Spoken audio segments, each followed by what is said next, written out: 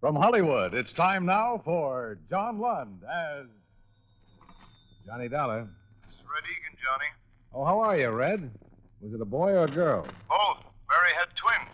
Well, then double congratulations. Do I get 2 cigars? Sure, if you'll come down to my office and pick them up. Fair enough.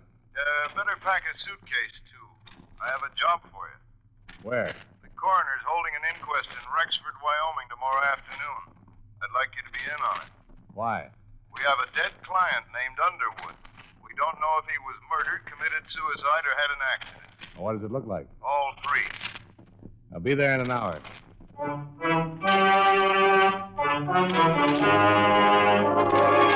John Lund in a transcribed adventure of the man with the action-packed expense account, America's fabulous freelance insurance investigator. Yours truly, Johnny Dollar.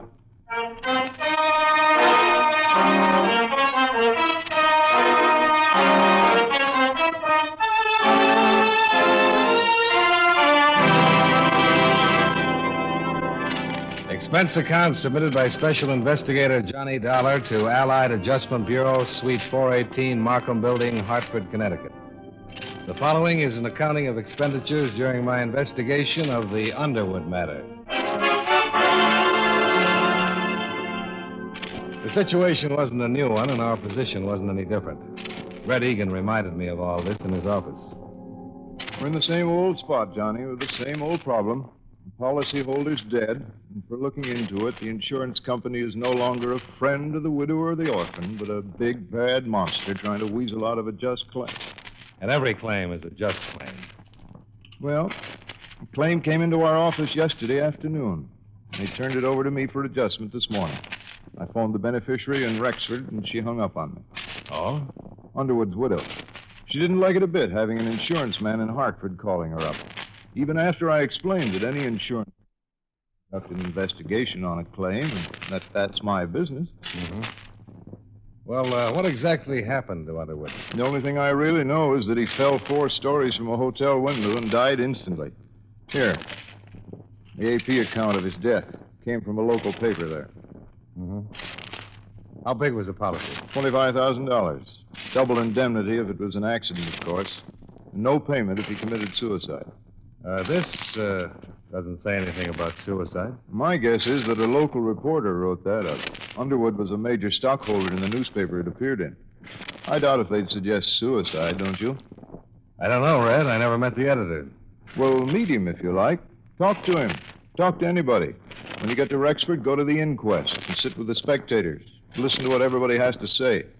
After all, it's up to the coroner's jury there to decide whether Underwood was pushed, fell, or jumped to his death. Not us. I just want you there to be sure that whatever Columbia does about this claim, that it's all tidied up. Okay? Okay. Oh, how about my cigars? Sure, help yourself. Cost me $3.69 a box. On second thought, you can buy me a drink.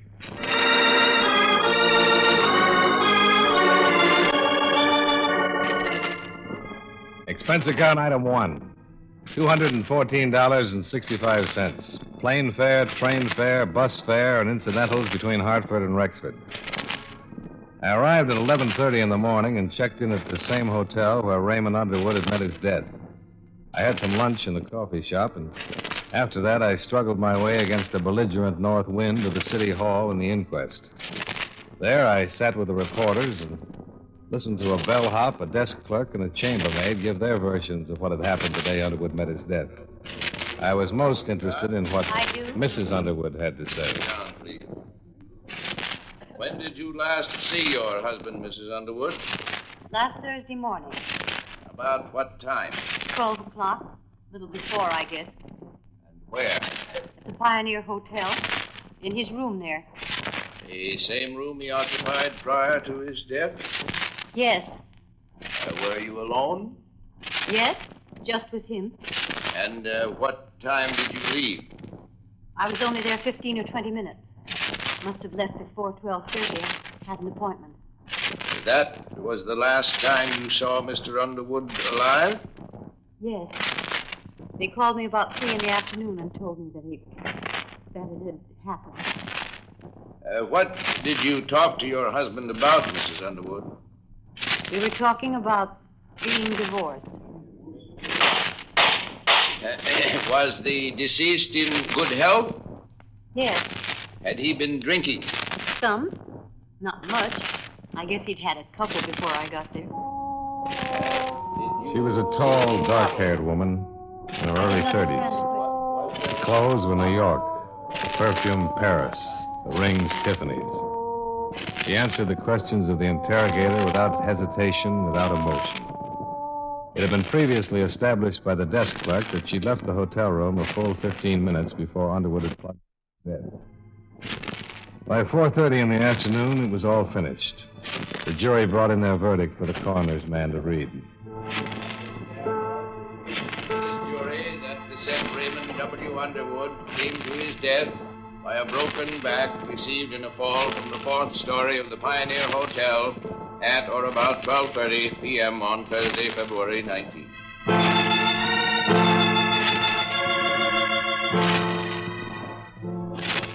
I left the city hall and went down to the Western Union office and wired the news to Red Egan. After that, I looked up Sergeant Hannon at the police station. He gave me a copy of the coroner's verdict and the death certificate. Here you are. Thanks. How much you stuck for? $50,000? That's the way it goes, huh? Yeah, I suppose so. Sergeant, Yeah? where's Mrs. Underwood from? Here. All her life? All her life. Born and raised right here in Rexford. Of course, she went to school in the East, and she's been in Europe a couple of times, but most of her life right here. Mighty pretty widow. Mighty rich one, too. Underwood had it. I know. This, divorce. Everybody in town knew they weren't getting along. Never did get along. How could they? Alice was 28 and Ray was over 50. He could have been her father. As a matter of fact, he almost was. How's that? Well, he raised her from the time she was 14. He paid for all her schooling and growing up. She didn't have any folks after her old man died. Ray was pretty good to her. I see. We went over what you were thinking, Dollar. Sure, anybody would. But they were talking about divorce. The papers had been drawn up for a settlement. She'd have got a lot of money in alimony and so on. Alice had no call to push him out of that window or have anybody else do it. What about the possibility of suicide? The jury said accident. Besides, everybody here knew Ray. He wasn't the suicide type. Nobody's the suicide type till they come to the end of the line, Sergeant. Then it's too late to interview him and ask him about it. But it's already been said as an accident, so I guess I'm just throwing words around. You have a right to do that if you aren't satisfied with the verdict, Dollar. Anything we can do, be glad to help. Thanks. Thanks a lot.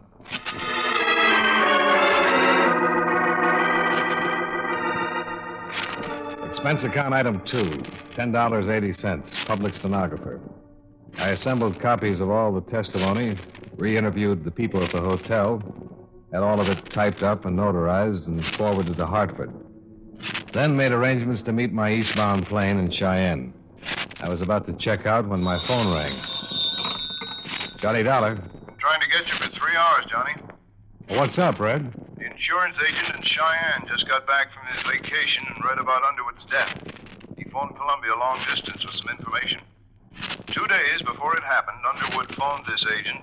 He said he wanted to change the beneficiary on his policy. He didn't say who to. Uh-oh. And now, get this.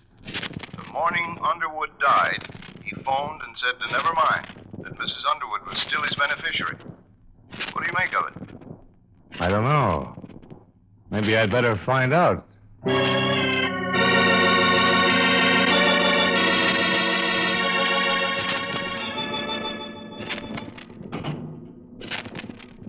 What matters do you want to clear up? Oh, just some details about your husband's death, Mrs. Underwood. I sure hate to trouble you at a time like this. That's perfectly all right, Mr. Dollar. Sit down. Can I get you a drink? Scotch will be fine. All right. Did you know that Mr. Underwood wanted to change the beneficiary on his insurance policy last week? Yes. Water all right? Oh, fine. We also learned that he changed his mind about that the day he died. Can you explain any of that? I think so, Mr. Dollar. Ray and I were going to be divorced. He moved out of the house better than a month ago. We went to his attorneys and drew up a tentative property settlement. Here you are. Thanks. I didn't see him for 3 weeks or so, and then we happened to meet, and, well, we had a rather bitter argument about everything. Where was this? In the dining room of the hotel. I was lunching there with some friends. I see. It was one of those ridiculous things. We quarreled and parted very angrily. The whole thing was childish. My first impulse was to see a lawyer and demand every unreasonable thing I could on a settlement. I guess his impulse was to cancel me out as his beneficiary. Did you go to a lawyer? No. I cooled off. Do you know what day this was? The luncheon was a Tuesday affair, I think. Yes. That fits in all right. Our parting had been amicable. I mean, Ray and I just didn't get along as husband and wife. But we made it up just before he died. He called me that morning and apologized for his conduct. I apologized to him. I went to see him later at the hotel. He fell out of the window after I left.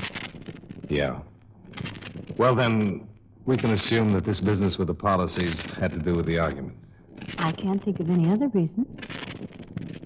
You had no other heirs? No? Why? Well, you see, Mrs. Underwood, it's kind of hard for us to believe that a man involved in divorcing his wife would still name her as his beneficiary. Why do you say a thing like that? Well, because of past experience, I suppose. It's unusual. I see. Of course, I was the last one to see Ray alive. Mm-hmm. And I could have told you that we were reconciled, that we were going to drop the whole matter, that he was going to move back into the house. Yes, you could have told me that, Mrs. Underwood. But I didn't. I told you the truth. I haven't lied to you, Mr. Dollar. When Mr. Egan called from Hartford a few days ago, I was very upset. I've never been a widow before. You're still looking at me with a question, Mr. Dollar. I hate to be stubborn, but I'd still like to know about the other matter. Why I am still his beneficiary? Yes.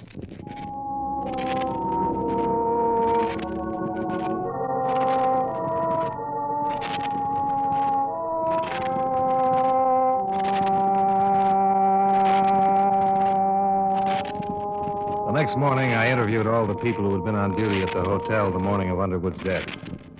Then I dropped in to see Sergeant Hannon once more. Well, here it is, right here. I went over the room myself with 2 of my men. Personal effects of the deceased included 4 suits of men's clothing, 14 shirts, 5 pair of men's hosiery. Was there a bottle in there? Liquor? Yeah. Nope. How about a flask? Nope, nothing like it. Just a glass. Hannon, I talked to all the people at the hotel before I came over here. Underwood left a call for 11:30 the morning he died. They called him. 5 minutes later, he phoned the insurance agent in Cheyenne. And that's the only business he conducted all day, outside of calling his home. We know he didn't leave the room, and we know Mrs. Underwood visited him there about 12. Yeah. But more important, Underwood didn't call and have a bellboy bring him a bottle. Room service didn't send him any drinks. The chambermaid swears there was no bottle of liquor of any kind in his room all the time he lived at the hotel. Roy didn't drink much. Well, that adds to it. What light drinker takes a drink before breakfast? He only had time to get up and shave before his wife showed up. Who said he had a drink? Mrs. Underwood. Hmm? On the witness stand, under oath, she said that her husband had had a couple of drinks. Mind you, she didn't say he was drunk, but she did say he'd been drinking before she got there. You know what I think, Hannon? What? I think she just threw that in because it's a little hard to believe that a cold, sober man would walk out of a hotel window and kill himself accidentally. But you and I and everybody else at that coroner's inquest got the impression that Underwood was slightly tipsy. I want to know where he got the drink. I want to know who gave it to him. That's what I want to know. Where'd he get the drink? If he had one. It's a pretty good question, Dollar.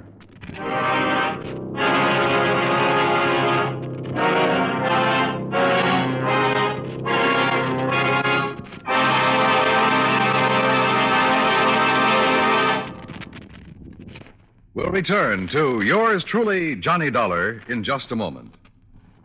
Every Saturday in the daytime, CBS Radio presents City Hospital, just one of a thrilling lineup of weekend dramatic programs at the Star's address. City Hospital tells gripping stories of life and sometimes death in a great hospital. Tomorrow and every Saturday on most of these same stations, CBS Radio invites you to enjoy City Hospital.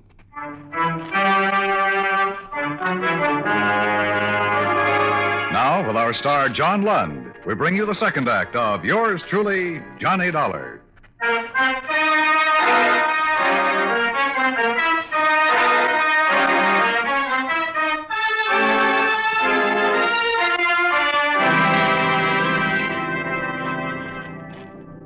After our talk, Sergeant Hannon agreed that there was enough of a doubt about the circumstances just before Underwood's death to warrant a re-examination of the facts. That was all I needed. I knew that Mrs. Underwood would be questioned and that the pressure would start to build up. I had some pressure of my own.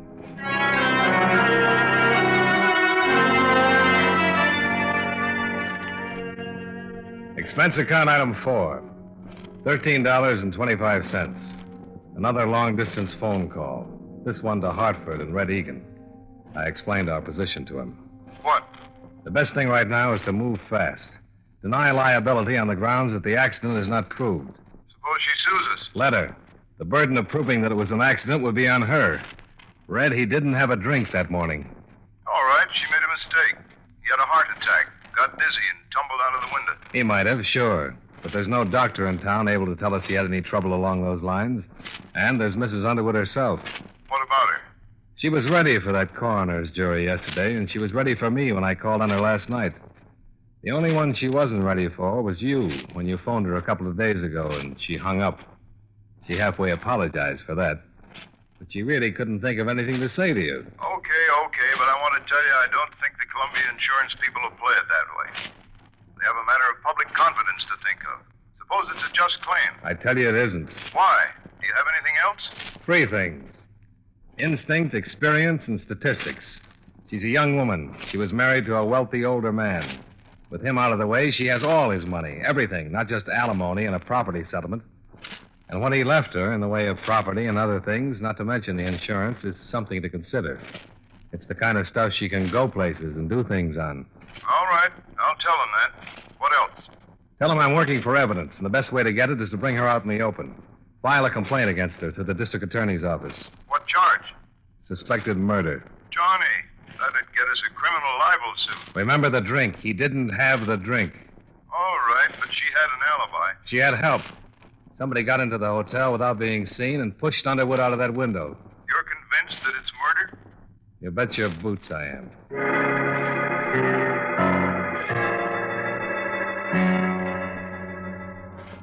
At 6 o'clock that night, I compared notes with Sergeant Hannon. He reported that after questioning Mrs. Underwood, she admitted that she might have been mistaken about her husband drinking the morning of his death. She wasn't sure. But Hannon said what we both were thinking. She was sure enough in front of that coroner's jury to give a misleading impression, Dollar. We better find out who helped her pull this off.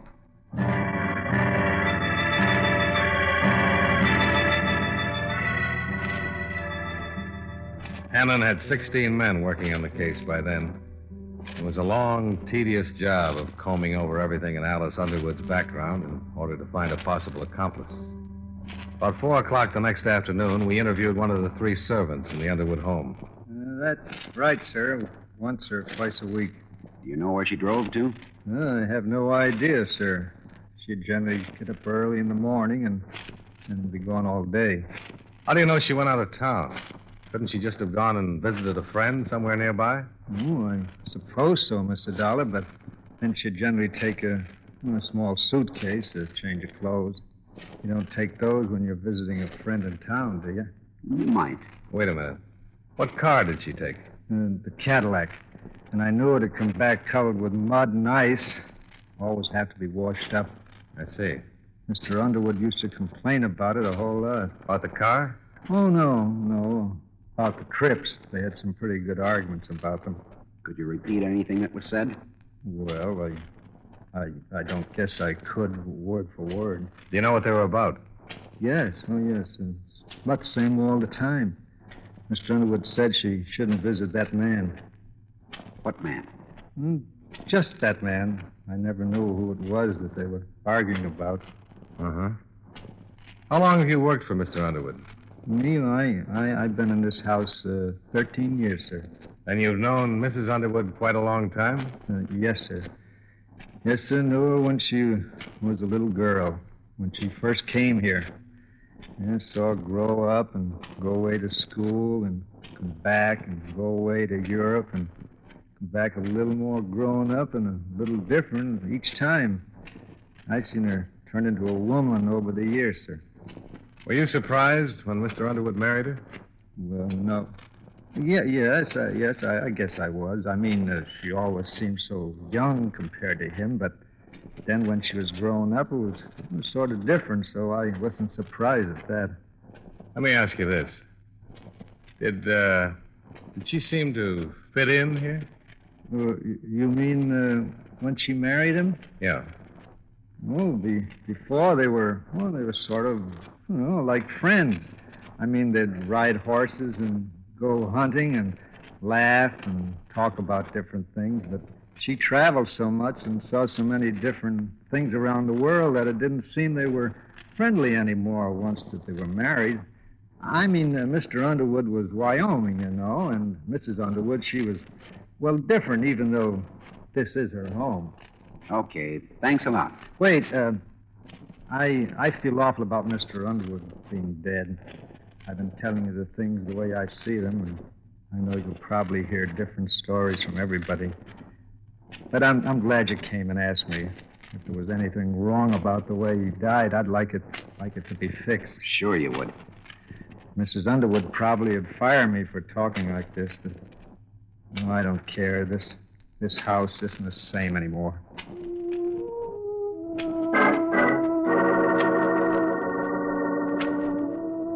Before the day was out, a complaint had been issued against Alice Underwood on suspicion of murder. However, it was not served immediately, because by that time, Sergeant Hannon's men had discovered the names of 3 men Mrs. Underwood had been seen with at various places around Rexford in the past 3 years. One of them had been killed in the Korean War. One of them had moved to Chicago 14 months before. The third one was a man named Tyler. He operated a sizable ranch about 80 miles from the city limits. We found him loading cattle onto a couple of trucks. You're trying to find out if I've been seeing her on the sly while she's been married to Ray. Why don't you come right out and ask? All right, Tyler, I'll ask. Have you? No, I haven't. There's nothing between us. Any time we were together while she was married to Ray, he knew about it. He's a good friend of mine. I'm sorry he's dead. And Alice is a good friend of mine, too. I'm sorry you people are thinking what you are. Well, come on, let's go up to the house. Where were you last Thursday, Mr. Tyler? The day Ray died? Yeah. Right here. Can you prove it? Say, what is this? We haven't accused you of anything, Tyler. We're just trying to gather some facts. Alice is a grand girl. You can put that down as one of your facts. You boys want a drink? No, thanks. Not for me, thanks. When was the last time you were in Rexford? Oh, I hadn't been in for the last 6 months. Wait, I was, too. I came in one day around Christmas to do some shopping. Most of the time, my cook or somebody goes in and handles the supplies there. Okay, Tyler. You mind if we talk to some of your help around here? No, what do you want to talk to them about? First, about where you were last Thursday. You were here, they'd be the logical ones to verify it. Second, about Mrs. Underwood. What about her? What we ask you. Just checking it, Tyler. She's been taking trips and visiting somebody around here. We thought maybe it was you. It wouldn't look good if she was visiting me, is that it? It depends on the circumstances. Yeah. Tell me something, will you? Have you taken any action against her yet? Not yet. My company's filed a complaint. Suspicion of murder. I see. I'd like to tell you something. Okay. Both of you know her, huh? Yeah. Her daddy was a drunk. When he died, Ray took over and gave her everything. If it hadn't have been for him, she'd have been tossing hash in some restaurant around here, kidding the customers and married to a truck driver. What's this got to do Let with me go on. Sure, she loved Ray for giving her all that. But any woman needs more than that kind of love.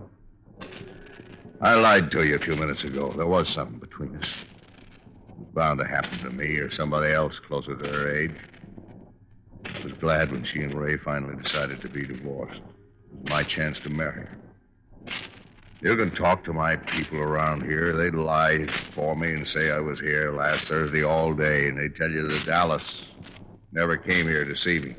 They'd lie right on down the line for me, but I can't let you take her into custody for something I did. Something she didn't have anything to do with. I killed Ray Underwood. How did it happen, Tyler? I didn't mean to. One of my trucks was delivering some beef to the restaurant at the hotel. I rode in with the driver and went in the back way. I went right up to Ray's room because I wanted to talk to him. What about? Wasn't the divorce settled? Yeah, it was all set. All set. He called me the night before, and he'd been kind of sore about Allison. I just wanted to go in and tell him what I told you. We didn't plan to fall in love. We didn't want to hurt him. We both loved him. When I got to his room, he wouldn't let me talk at all. He tried to swing on me. So I shoved him, and he went out the window. That's all.